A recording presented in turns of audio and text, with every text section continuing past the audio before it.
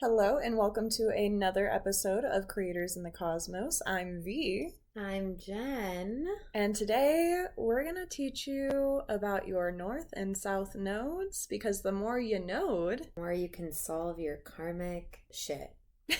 When I do professional chart readings, I really make the emphasis the North and South node.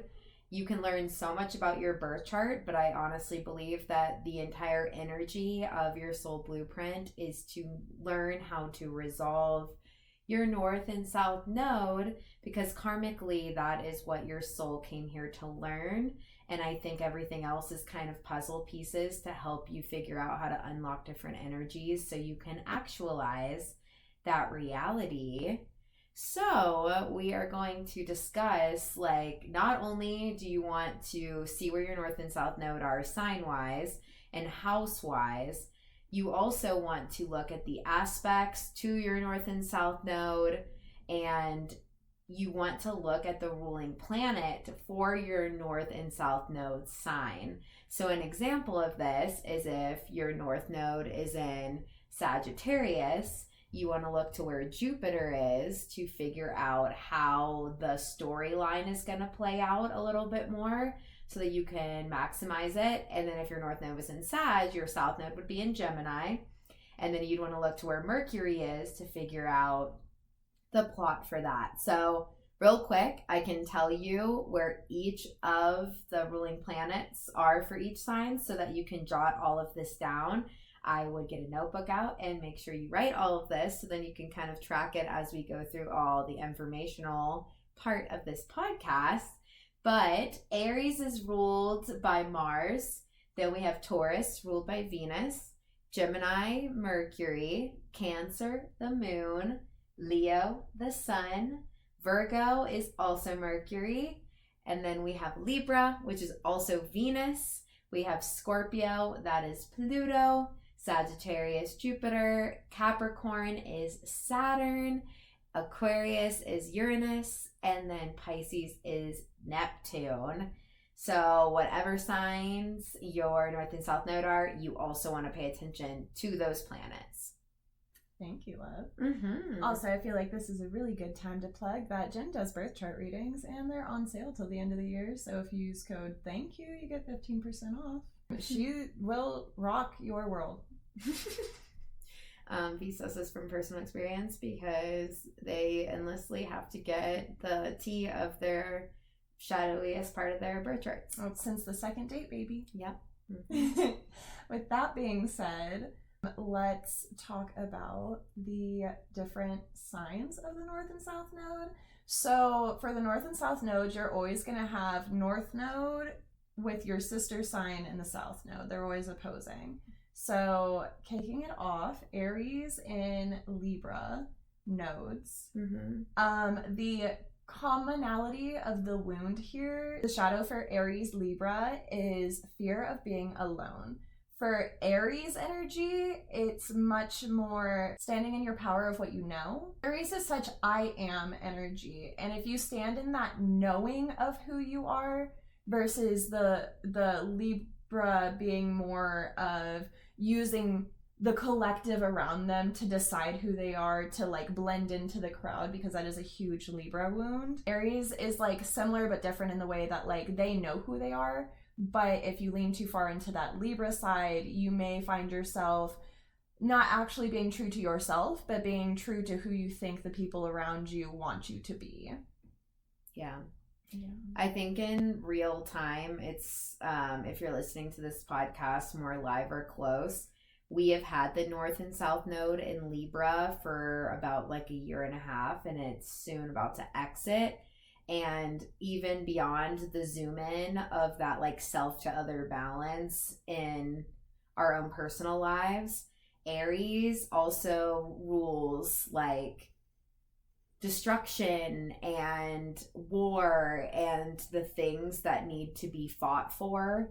And Libra rules justice and fairness and what needs to happen to keep balance. And collectively, that has been so loud. There has been so much revealing of the underlying power structures, how it went too far, me, and then how it hasn't really been a very just and fair system. And now Aries and Libra shows like what to fight for, where that competitive nature needs to plug in.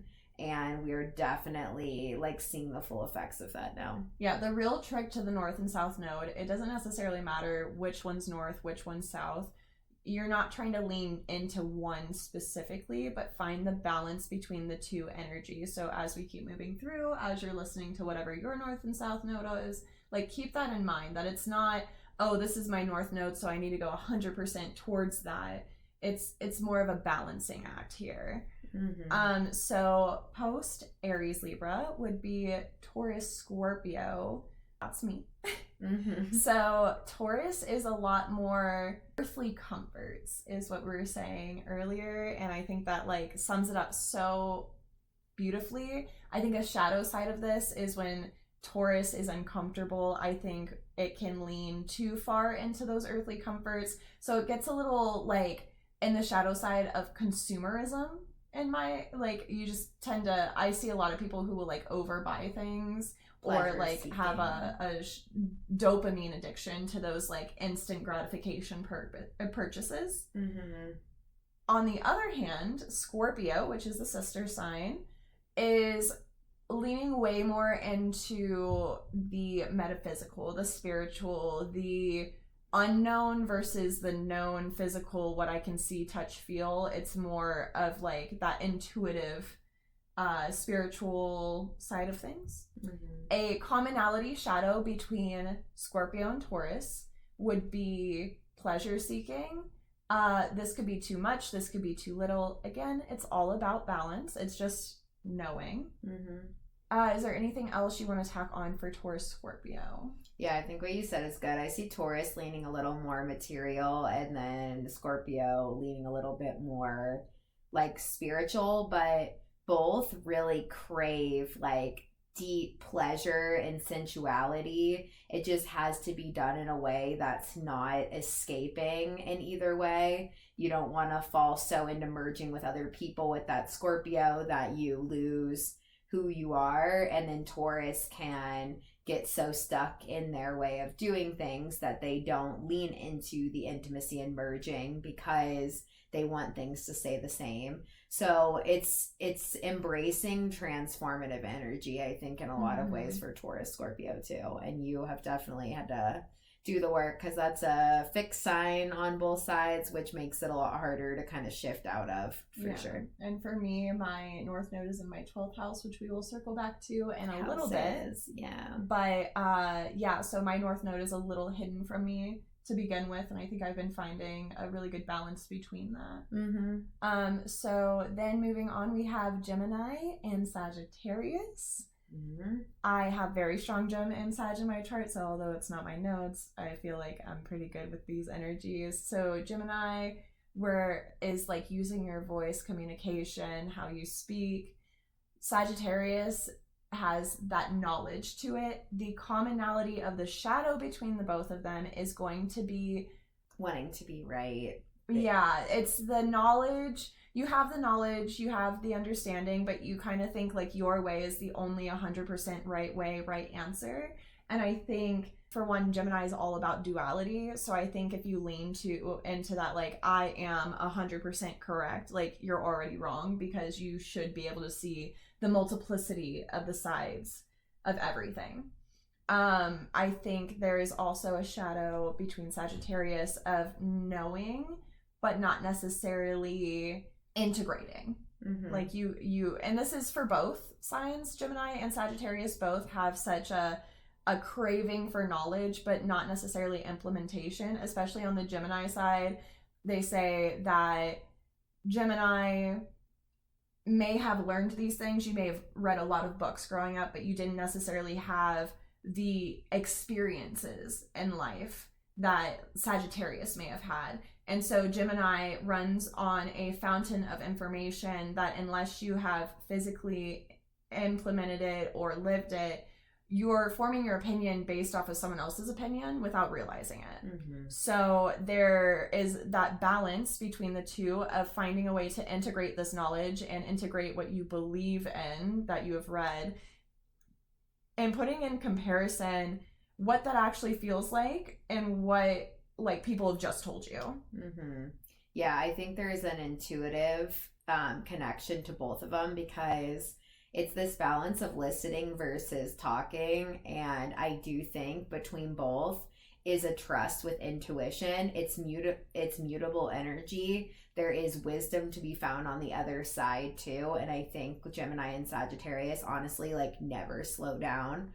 I think that's a big shadow. It's just moving so quickly that you don't always deeply listen to the full context of everything. And I think that has to be like learned. Like it's not just information, and it's also like simmering with it, listening to the intuitive understanding. And I also see Gemini and Sagittarius as being like a lens between zooming in and zooming out, and finding the happy balance of like big picture thinking to detail thinking, and figuring out how to like balance that zoom in and out. This is where if you have strong Virgo in your chart, it's very helpful. I literally, while we were just kind of doing our pre-review this morning, reading solely Gemini and solely Sagittarius, I had a moment of like pause and gratitude for all my Virgo squares in my chart, because I realized how quickly I could become so aloof and impulsive. But like Virgo reminds me I can pause before I act. I can think it through before I do. Gemini and Sagittarius, we gotta go fast, we gotta go now. Yeah, we have very, very strong Gemini in both of our charts, and it's 100 miles an hour. So I definitely understand the balance of these two. Giving the next, this is my North and South node. So Cancer versus Capricorn. I have a North node in Capricorn, South node in Cancer. The balance between these sister signs has a lot to do. Traditionally, Cancer is known for family, our home life, our sense of emotional security, our sense of safety. And Capricorn is known as our working self, what we show up as, what we stand in authority in, what we show society, how we plug that into like career and legacy. And I think like the balance between these two signs has a lot to do with seeing like what our emotional undertones are, making sure we actually figure out what emotional safety is, because it's really hard for the Capricorn to not end up being so hard on itself, and to the point where it's barely like living from a place of integrity if the work of Cancer has not been done to figure out how to find emotional safety and how to make sure you know what that intuitive body is trying to tell you. So I think it does have a lot to do with, even though it manifests externally as the more family unit that's around us and in that working environment, internally, I think Cancer and Capricorn finds a lot of relief when it understands like why you're doing what you're doing. And until you dig into the deeper layers that come with that like lunar Cancer energy, it's really hard for that Saturn Capricorn energy to not manifest as like workaholic and over escaping, or just like killing yourself off. Like Capricorn can get so mean to itself because it never knows how to like find grace and softness, and that's usually when there's more emotional undercurrent work to do. And I've had to find that balance a lot to not be using work and career as an escapism tool. Anything else on that comes to mind? And just that you're killing it. Thank you. I know it doesn't always feel like it, but I do see you finding the balance, even if like you don't necessarily want one side of the coin. Yeah, it's very easy with my South Node in Cancer to fall into the emotional dramas of other things instead of standing in Cap Daddy mode, but working on it every day. Every day. Thank you. Next is Leo and Aquarius. Yeah, Leo and Aquarius is a huge family thing for my like lineage and ancestry. So I think about this one a lot as well. So I think the balance between Leo and Aquarius comes into our creative expression and also like mind and heart balance. Aquarius can take in a lot of information. It loves to intellectualize, and it can be emotionally unattached. And then Leo can be so emotional, so heart driven, so in pleasure that it also then like can get lost in drama and constantly feeling like their feelings are the loudest and then not really hearing anybody else's. And at the core root of Leo and Aquarius is ego. And I think the ego wound is just realizing that your sense of self needs to be zoomed out for the greater purpose and not just your sense of self alone. And I think when Leo has a purpose to be brave in, it gets out of a lot of that like emotional drama side. And same for Aquarius, it'll be a lot less emotionally attached when it's doing it for a bigger group purpose or a bigger societal need. So yeah, it's living out that creative expression that comes when it's more surrendered to a bigger picture.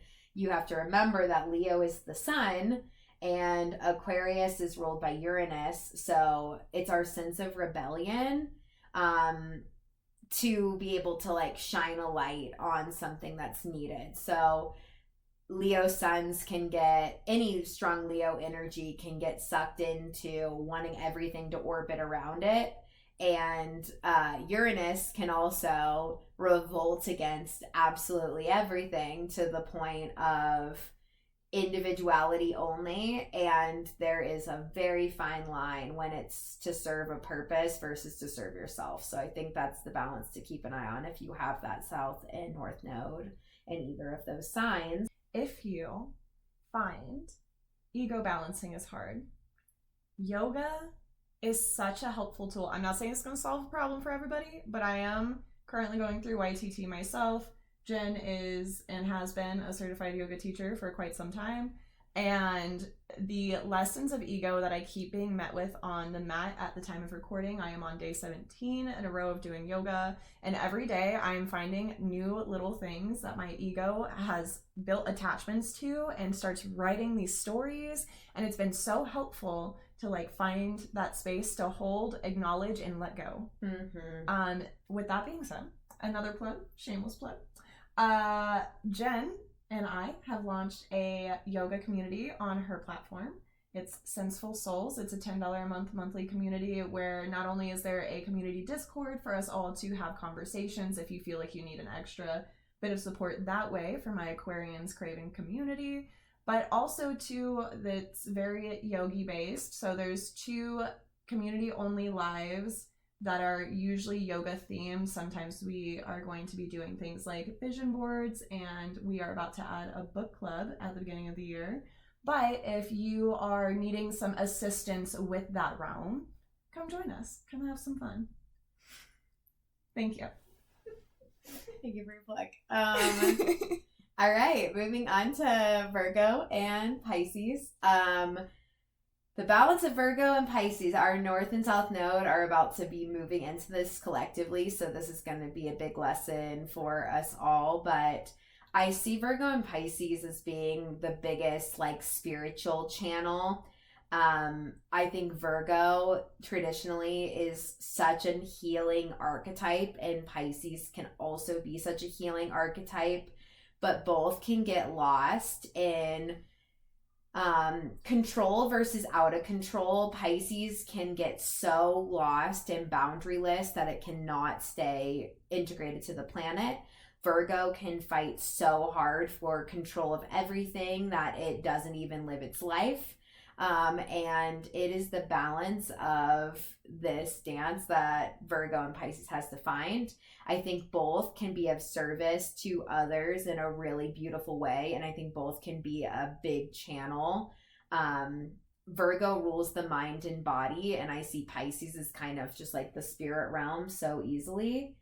And you have to find the dance between these two things. I think what the importance is making sure that you have mind and body practices in place so you don't get lost in that like victim mode that can come with Pisces, where it feels like everything is too far out of control. You haven't learned how to reset your energy, cleanse your aura, take care of yourself, and then therefore you're just becoming a sponge for every single heavy energy around you, and then that becomes a lot of who you are. And then on the other side of it, like if Virgo does not lean into some surrendering and some practice, some spiritual practices, it will be gripping for everything to go exactly in control order, which is a completely poor manifestation of what Virgo energy can actually be,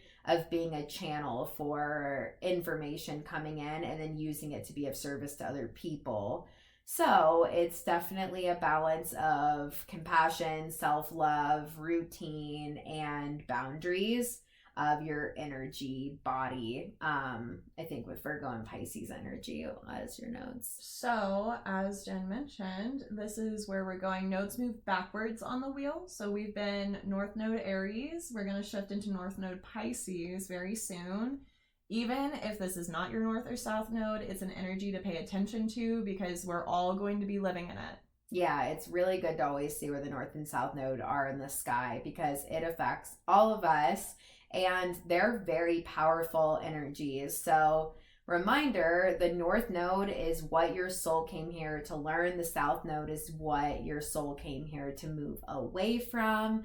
And so, yeah, we are constantly in the current sky collectively being shown the balance of these things as the nodes are just moving. So it's even good reflection to see where the nodes have been in areas of your life, because you're probably going to see themes to where it was in the current sky and what it taught you as well. So that's like definitely a fun deep dive. When it does move into Pisces Virgo, you want to look at Mercury in your chart and you want to look at Neptune in your chart.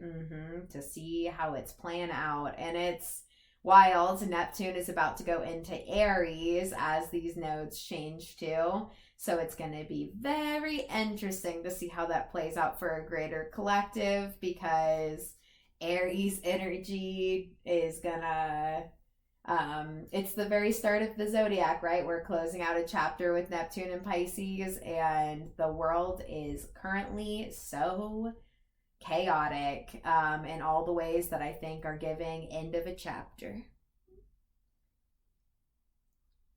I love our video recordings. Yeah, I'm stress eating a rock for my Spotify listeners. Okay, so going into the houses, just to review. So honestly, once you learn the polarity between all the signs, like we were just saying, it really, there's polarity to be found in all the houses that are very similar. Learning how to kind of draw that circle of the chart and always see the sister sign balances. If you find balance between all of the signs, you will probably be able to alchemize a lot of the energies in your chart anyway. So first in 7th house, if those are where your nodes are, there is going to be a big balance between who you are and your relationships you attract. So if you have not done the work on self, you're going to notice your relationships always end up going through very toxic patterns, because you are actually attracting what internally is going on. As your relationships get more healthy and you start attracting partners that meet you where you're at, that's probably because you've done the work to build self-trust and self-love. There's also a balance of, are you being so self-focused that you don't plug into relationships? That would be more South Node in the 1st house, North Node in the 7th. And yeah, figuring out just if you're becoming so self-focused and thinking you're right that you're not leaning into any connection, that's going to be a big problem between those two as well. I've done a lot of chart readings on 1st and 7th house, and a lot of themes around codependency or completely self-isolating are very loud. To go into 2nd to 8th house, this has a lot to do with the material world and resources as security. It looks at a lot of themes of security in general. A lot of times there can be stories of loss of material goods, and that has to do with over clinging to the material plane. There is a lot of what do you value and why energy to be found in the second and eighth house. Once you realize that you keep having these giant rebirths and losses, and you end up like giving your power away to something outside of yourself and it feels debilitating, that's probably because your value systems need to be readjusted. Once you're living out of a really good value system, what you merge and blend energies with ends up coming from a place where it's not going to be so self-destructive, because you're no longer having to start from scratch, because what you actually merged with came from like a real true place deep within, not a security fighting to protect yourself kind of energy. Third and ninth house nodes go through a lot of lessons around your belief systems, what you value, what your dreams and ambitions are. It has a lot to do with like your learning environment, what you've taken in, and then therefore what you deeply believe. And so I think there's a lot of lessons either to getting lost in like either religious dogma or like escapism or some type of like belief system that ends up faltering you a lot, and then having to crumble it all down and restart. The third house has a lot to do with our early childhood and early environment, and therefore what we talk like, what we think like. So the balance between those is looking at those systems of information, and you're going to go through a lot of purging out what doesn't work so that it stands in its highest integrity. And then fourth and 10th house nodes go through a lot when it comes to what home and safety means to you, and then how you show up in society and in the world. I think you go through a lot of job and home changes here, or figuring out what actual family means. It can be a lot of dismantling of the family structure, or you can be such a workaholic that you never plug into family. It's private versus public life. It's looking at the balance between those two and making sure emotionally you are meeting all of those energies from a place that emotionally feels really good. It's not coming from a place of, I just want society to see me well, I don't want to let anyone down. That is still coming from a place where that fourth house sense of safety probably needs better roots, if that 10th house is manifesting in that way. So finding the balance of those two. Then we got our 5th and 11th house. I see this is where my north and south node are. This has a lot to do with your creativity and your inner self-expression, what feels good to you. And if you get so arrogant and do every single thing out of a sense of self, you're going to go through a lot of rebirth around this area. It's not getting lost in the emotional drama of friendships and what others are wanting, but it's also making sure that what you are doing from an expression standpoint is for the higher collective good. It's finding that balance of being of service to a higher community while also honoring your creativity, your inner child, your sense of play, expression, and finding balance of the two. What's going on in your head? Plain expression. That's beautiful. Plain expression. I love that. It was merging. Sorry. And then finally, the last house balance is 6th to 12th house.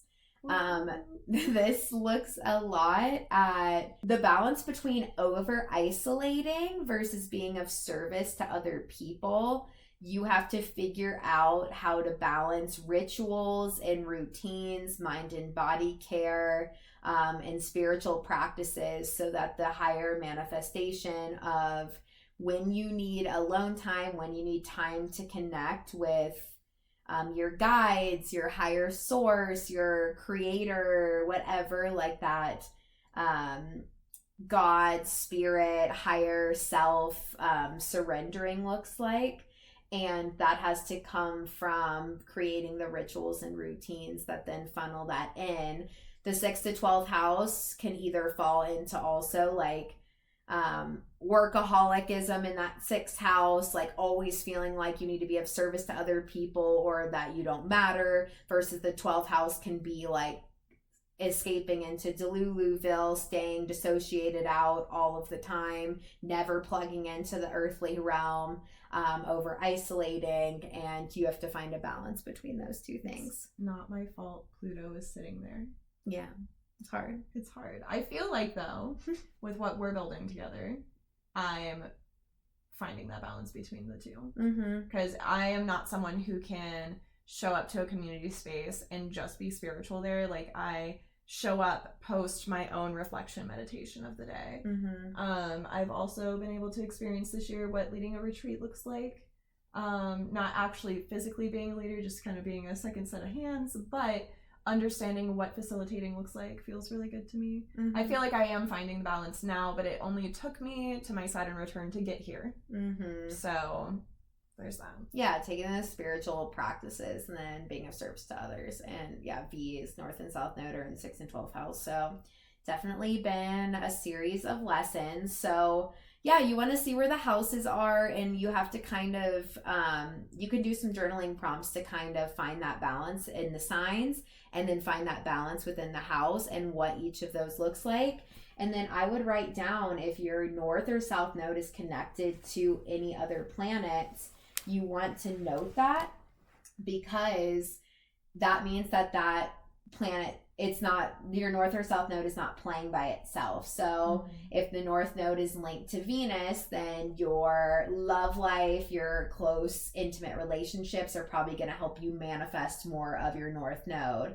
Versus, let's say, we can give V's as an example. I was going to say, that's kind of a fun fact. So as we were saying, your North and South Node, whatever sign they're in, you want to look at their ruling planet. So for me, my North Node is Scorpio.